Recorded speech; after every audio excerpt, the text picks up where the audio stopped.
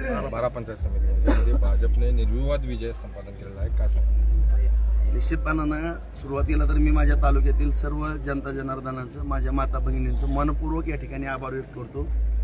त्यांनी माझ्यासारख्या कार्यकर्त्यावरती गेली 20 वर्ष ही पंचायत समिती आणि आताची 5 वर्ष रौप्य महोत्सव साजरा करण्याची संधी या तालुक्यातील जनतेने या ठिकाणी आम्हाला दिली. त्याबद्दल मी संपूर्ण या तालुक्यातील जनतेचे मनपूर्वक आभार व्यक्त करतो. त्याचबरोबर आदरणीय नरेंद्र मोदी साहेबांच्या मार्गदर्शनाखाली आपल्या सर्वांनाच माहीत आहे की राज्याचे मुख्यमंत्री आदरणीय देवेंद्र फडणवीस साहेब यांनी पूर्ण बार्शीवरती एवढं प्रेम केलेलं आहे, एवढं त्यांचं सातत्यानं लक्ष या बार्शीवरती आहे आणि त्यांचे आशीर्वाद किंवा त्यांनी सातत्यानं या बार्शीवरती केलेलं प्रेम, दिलेला निधी, शेतकऱ्यांकरता दिलेलं पाणी, पिण्याकरता दिलेलं पाणी, त्याचबरोबर उद्योगाकरता दिलेला निधी आणि ह्या सगळ्या ह्याच्यातून सर्वसामान्य गोरगरिबांच्या शेतकऱ्यांच्या जी एक घरामध्ये एक नवचैतन्य कुटुंबामध्ये निर्माण झालेलं आहे तरुणांच्या रोजगारामुळं. त्याचबरोबर भविष्यकाळामध्ये पण साहेब फार मोठं या ठिकाणी योगदान देणार ह्याची मला पूर्णपणे खात्री आहे. आणि या सर्व दळणवळणाची साधनं दिलेली, साठवण तलाव, किटीवेर, उपसा सिंचन योजना, MIDC ह्या सर्व गोष्टीमुळं आज सगळ्यांचा एक कल आहे की विकास जर केला तर आदरणीय देवेंद्र फडणवीस साहेबांच्या मार्गदर्शनाखालीच होऊ शकतो, नरेंद्र मोदी साहेबांच्या मार्गदर्शनाखाली होऊ शकतो. आणि या ठिकाणी जयाभाऊ गोरेसारखा एक माझा मित्र, माझ्या भावाच्या वरची मला त्यांनी ताकद या ठिकाणी दिली. साहेबांनी पण सांगितलं की जयाभाऊ आपला राजूभाऊ एक सहकारी आहे आणि काय जी 15 महिन्यापूर्वी घटना घडली राजभाऊच्या बाबतीमध्ये आपण सगळ्यांनी ताकदीनं राजभाऊच्या पाठीमागे उभं राहायचं. वेळोवेळी मला पार्टीच्या माध्यमातून दिली गेलेली ताकद, साहेबांचं असलेलं लक्ष, या सर्व गोष्टी आणि विकासाच्या मुद्द्यावरती ही निवडणूक आम्ही भाजपच्या विरोधात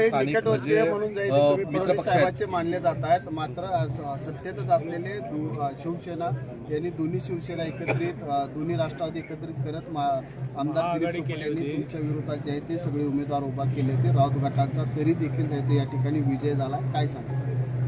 निश्चितपणाने या ठिकाणी आदरणीय शिंदेसाहेब सुद्धा माझ्यावरती तेवढंच प्रेम करतात. आदरणीय दादांनी पण तेवढंच प्रेम केलेलं आहे. आज दादा आपल्यामध्ये नाहीत, परंतु या ठिकाणी शेवटी प्रत्येकाला आपापला पक्ष वाढवण्याकरता प्रत्येकजण आपापले प्रयत्न करत असतो आणि ह्याच संधीचा फायदा घेऊन नेहमी मी पाठीमागं पण सांगितलं की मी 42 वर्ष झालं, वयाच्या 15 वर्षापासून राजकारण करतो.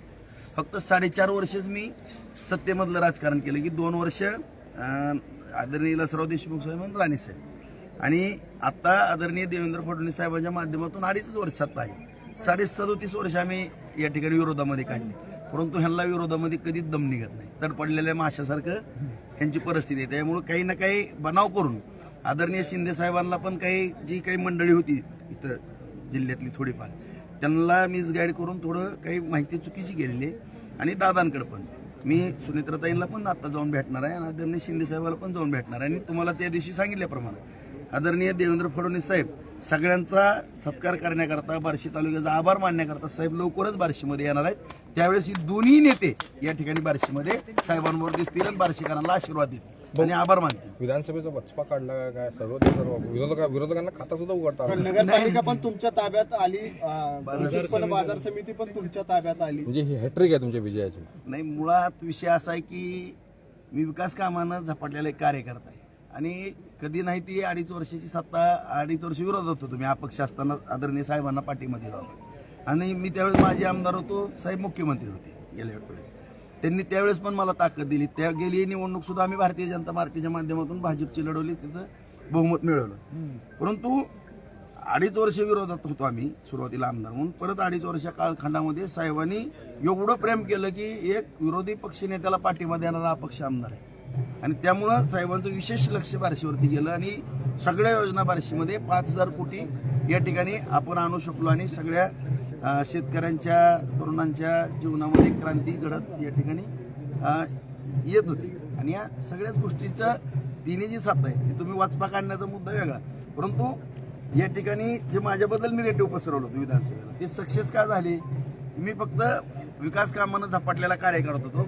जर मी नाही मुंबई, पुणे, सोलापूरला गेलो तर निधीची कुठंतरी कमतरता पडेल आणि नुकसान होईल, ही काळजी मला लागली होती. आणि ही इकडे वेगळे षडयंत्र रचत होते. माझ्याबद्दल निगेटिव्ह पसरवणं, माझ्याबद्दल, माझ्या भावाबद्दल, माझ्या म्हणजे कुटुंबाबद्दल, माझ्या मुलाबद्दल किंवा माझे भाऊ असतील, पुतणे असतील किंवा सगळ्या मुलांबद्दल सारखं काही ना काही नाही. पण मी शेवटी जनतेच्या कोर्टात गेलो आता, त्यांनाच विचारलं मी माझ्याकडनं नेमकं काय चुकलंय मला सांगा.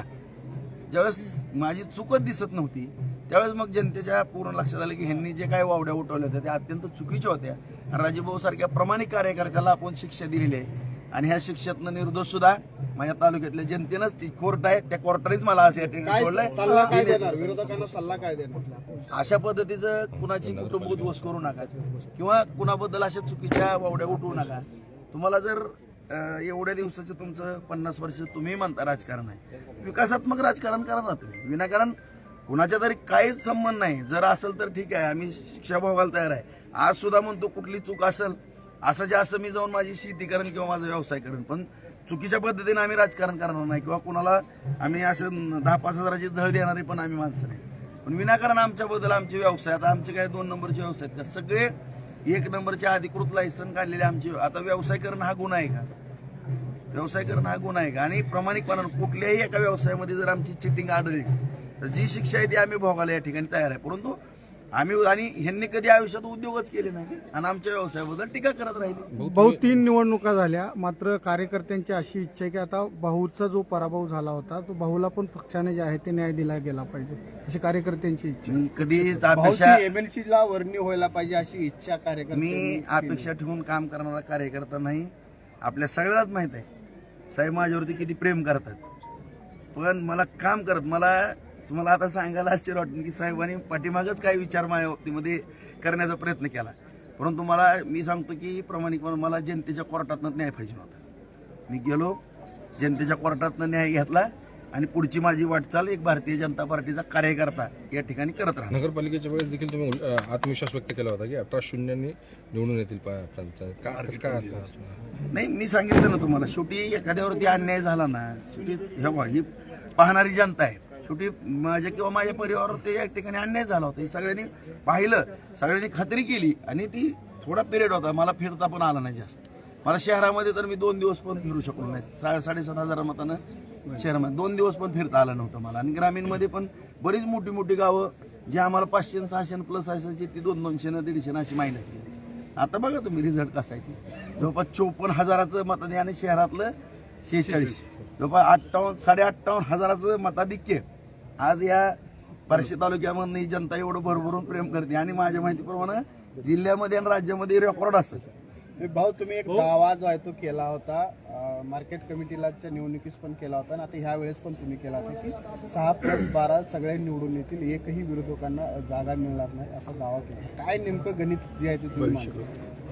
मी एवढ्या दिवसाचा जो अनुभव आहे माझा, मी सांगितलं ना 42 वर्ष मी वर्गात तसं अगोदर 4थी पासून मॉनिटर आहे. मी बाहेर आलो 11वी-12वीला GS, परत मी शहर प्रमुख झालो शिवसेनेचा, नगरसेवक, बाजार समितीचा संचालक, नगराध्यक्ष, डायरेक्ट हिंद केसरीला 99ला विधानसभा 300 मतांनी गेलो. 6 विधानसभा लढवले, त्यातले मी 4 हारलो, 2 जिंकलो. पंचायत समितीच्या 4 निवडणुकाला लढलो, 4 जिंकले. आज ही 5वी रौप्य महोत्सव होते. आणि नगरपालिकेचं सुद्धा मी 5 निवडणूक लढवलो, त्याच्यामध्ये आम्ही जवळपास 3 त्या ठिकाणी जिंकले. हो, दिलीप सोपलांच्या गावात देखील तुम्हाला लीड मिळालेलं आहे 150 मतांनी. आता ह्याच्यावरूनच वळका नेमकं जनतेला काय अपेक्षित आहे. भाऊ 2 दिवसापूर्वी काही सोशल मीडियावरती काही व्हिडिओ क्लिप व्हायरल होत होत्या की धनशक्ती विरुद्ध जनशक्ती, तर मग नेमका आता कोणीही कौल कोणाला दिलाय काय सांगा?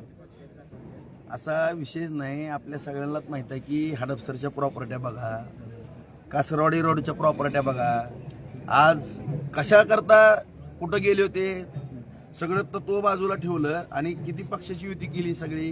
आणि ती युती काय प्रेमानं केली होती का? आज सगळे गल्लोगल्लीमध्ये चर्चा आहे की सगळं काय आलेलं दोघांनी वाटून घेतलंय.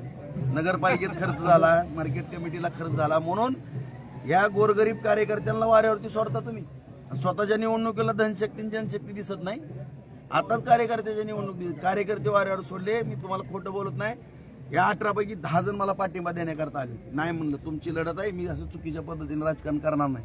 तुम्ही तुमच्या परीनं तुम्ही लढत राहा, आम्ही आमच्या परीनं लढत राहू. आणि असं कार्यकर्त्याला वाऱ्यावर सोडल्यानंतर कार्यकर्ते आता दाखवून देतील त्यांची काय, म्हणजे त्यांना पुढं हिसाब किताब कार्यकर्ते मागणारच आहे त्यांचा. आणि ह्या कार्यकर्त्याला सुद्धा सांगतो की बांधवानो, अत्यंत प्रामाणिक अशा लढणाऱ्या एखाद्या सेनापतीवरती विश्वास ठेवा. अशा अंधारात घाव करणाऱ्या सेनापतीवरती कधी विश्वास ठेवू नका. कोण खरं कोण खोटं जनतेने पण ओळखलं आणि कार्यकर्त्यांनी पण ओळखलं. आता ह्यांची गंमत गावागावात गेल्यानंतर कळलं. राज्यात सगळ्यात श्रीमंत आमदार कोण आहे? 6 नंबर राज्यामध्ये सगळ्यात 6व्या नंबरला श्रीमंत आहे. रवी थोडा रेकॉर्ड